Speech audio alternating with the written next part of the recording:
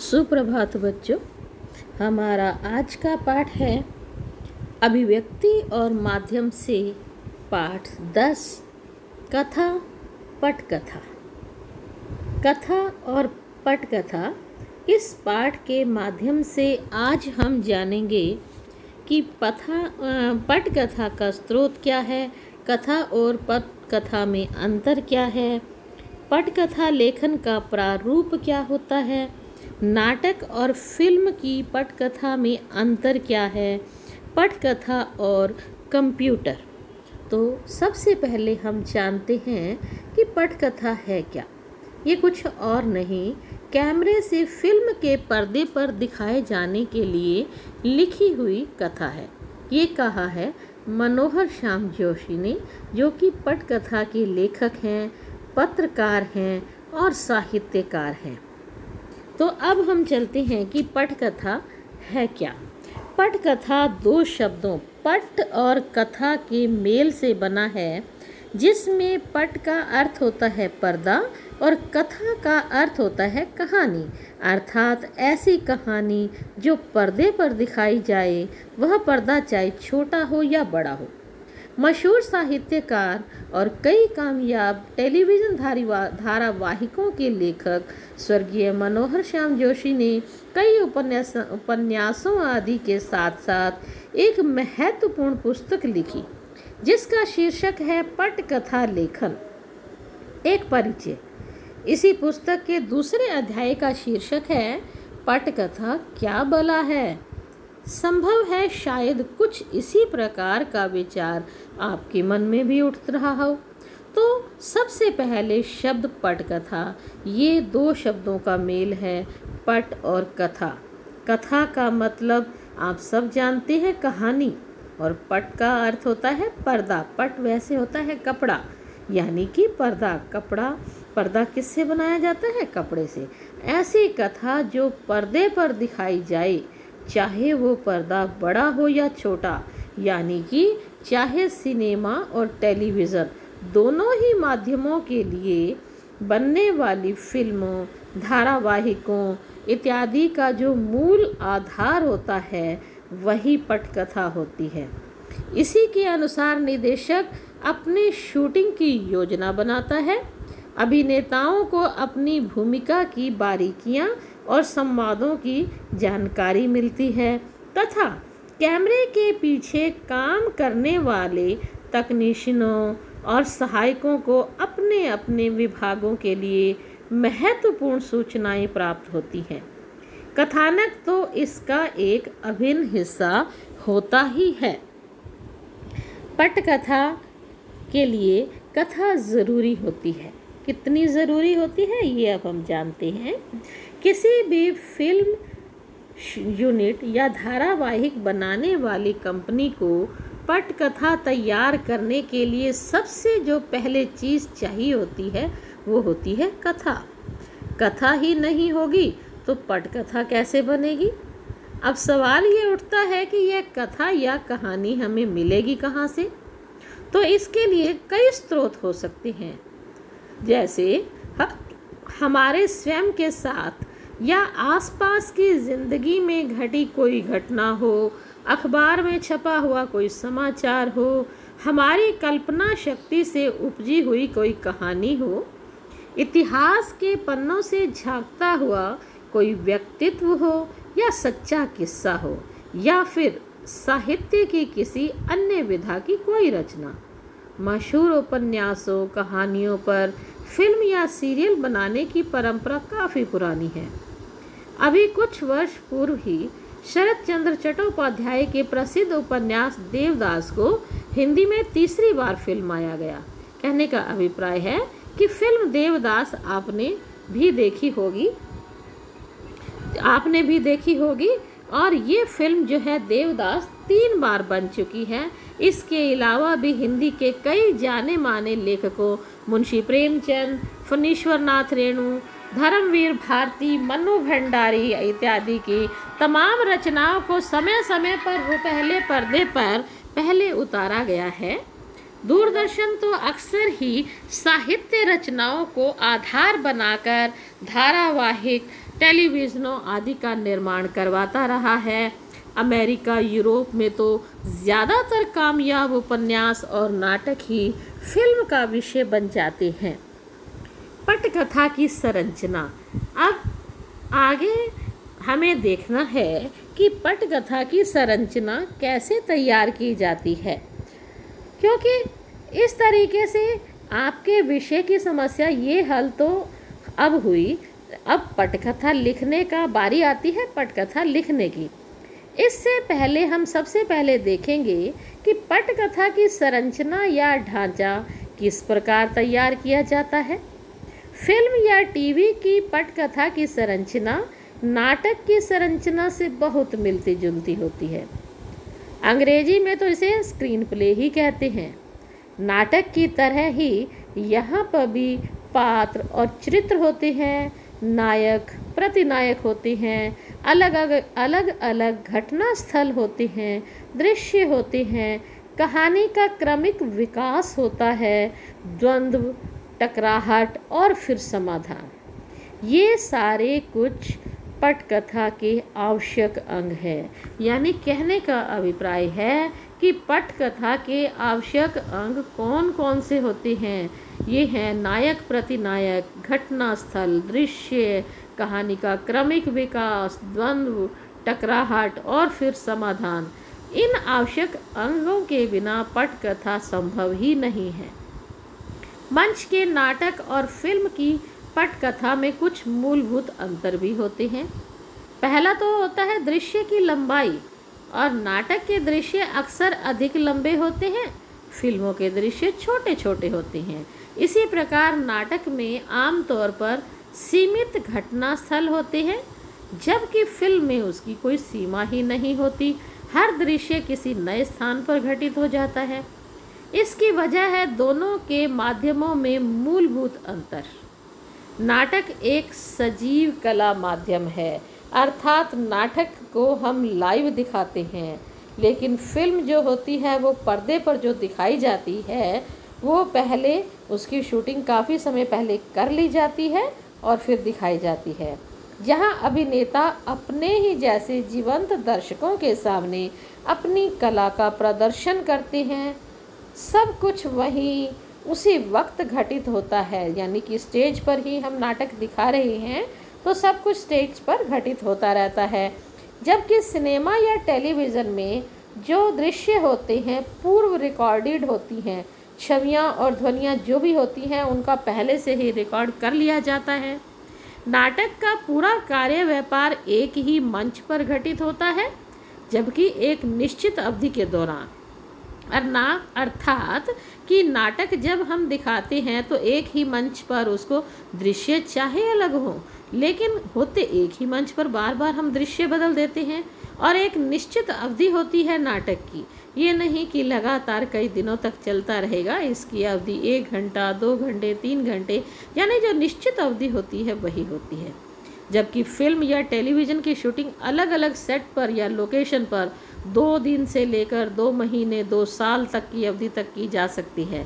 इसलिए नाटक का कार्य व्यापार दृश्यों की संरचना और चरित्रों की संख्या आदि को सीमित रखना पड़ता है, लेकिन सिनेमा या टेलीविज़न में कोई बंधन नहीं होता। और सबसे बड़ी बात, नाटक की कथा का विकास लीनियर, मतलब कि एक रेखीय होता है, जो एक ही दिशा में आगे बढ़ता है, जबकि सिनेमा में फ्लैशबैक या फॉरवर्ड तकनीकों का इस्तेमाल भी किया जा सकता है। कहने का अभिप्राय है कि नाटक में हम लगातार जो भी दिखाते हैं उस कहानी को आगे प्रगति की ओर ले जाते हैं, ना कि उसका फ्लैशबैक या फॉरवर्ड दिखा सकते हैं। जबकि सिनेमा में ये सहूलियत होती है कि हम उसका फ्लैशबैक और फॉरवर्ड दिखा सकते हैं। तो इस तरह से फ्लैशबैक वो तकनीक होती है जिसमें आप अतीत में किसी घटना को दिखाते हैं और फ्लैश फॉरवर्ड में आप भविष्य में होने वाले किसी हादसे को पहले ही दिखा देते हैं। अब आप फिल्म देखते हैं, कई बार जब फिल्मों में एक व्यक्ति जब अतीत उसके साथ जो भी घटना घटित हो जाती है और वो उस अतीत को सोचता है तो उस फ्लैशबैक को हम स्क्रीन पर दिखा सकते हैं। इसी तरह से फॉरवर्ड, अधिकतर फॉरवर्ड जो दिखाया जाता है, जो भविष्य दिखाया जाता है, वो किसी भी व्यक्ति के साथ घटित होने वाला जो हादसा होता है उसे उसके सपने में पहले से ही दिखा दिया जाता है। इन दोनों तकनीकों को हम एक उदाहरण से भी समझ सकते हैं। जैसे रांगे राघव की कहानी, एक गूंगे पर फिल्म बना रहे हैं और हमारी फिल्म शुरू होती है सड़क के दृश्य से, जहां कुछ लड़के बहुत दुबले पतले लड़के को मार रहे हैं और वो पतला लड़का भागकर एक दरवाजे पर पहुंचता है। घर के भीतर से भागकर चमेली आती है, उसके साथ जो छोटे छोटे बच्चे भी हैं। वह घर की दहलीज पर सर रखे खून से लथपथ गूंगे को देखती है जो कि अपनी व्यथा बताने में असमर्थ है। चमेली को वो दिन याद आता है जिस दिन अनाथालय में उसने पहली बार उस गूंगे से मुलाकात की थी। अब हम उस पागल खाने का दृश्य दिखाते हैं जहाँ कुछ दिन पहले चमेली अपनी सहेलियों के साथ गई थी और इसकी मुलाकात हुई थी। तो यह है वर्तमान से अतीत में जाना, यानी कि फ्लैशबैक की तकनीक कहलाती है। और इसी तरह से हम किसी भी घटना को समझाने के लिए उसको फॉरवर्ड में भी कर सकते हैं। यहाँ एक तथ्य गौर करने लायक है, वो यह कि फ्लैशबैक और फ्लैश फॉरवर्ड दोनों ही युक्तियों का इस्तेमाल करने के पश्चात हमें वापस वर्तमान में आना ज़रूरी होता है ताकि दर्शकों के मन में किसी भी किस्म का असमंजस न रहे। फिल्म या टेलीविज़न माध्यम में एक सुविधा यह भी होती है कि एक ही समय खंड में अलग अलग स्थानों पर क्या घटित हो रहा है ये दिखाया जा सकता है। जैसे हम दिखाते हैं कि हमारा कम पढ़ा लिखा नायक गांव में नदी में डूबते हुए एक बच्चे की जान बचाता है। ठीक उसी समय हजारों मील दूर किसी महानगर में रहने वाला हमारा नायक अपनी कीमती विदेशी कार से एक बूढ़े को टक्कर मारकर भाग जाता है। यानी कि ये दोनों ही घटनाएं एक ही समय में घटित हो रही हैं। समय एक है लेकिन जगह अलग अलग है, लोकेशन अलग अलग है। पटकथा की मूल इकाई होती है दृश्य। एक स्थान पर एक ही समय में लगातार चल रहे कार्य व्यापार के आधार पर एक दृश्य निर्मित होता है। इन तीनों में से किसी भी एक के बदलने से दृश्य भी बदल जाता है।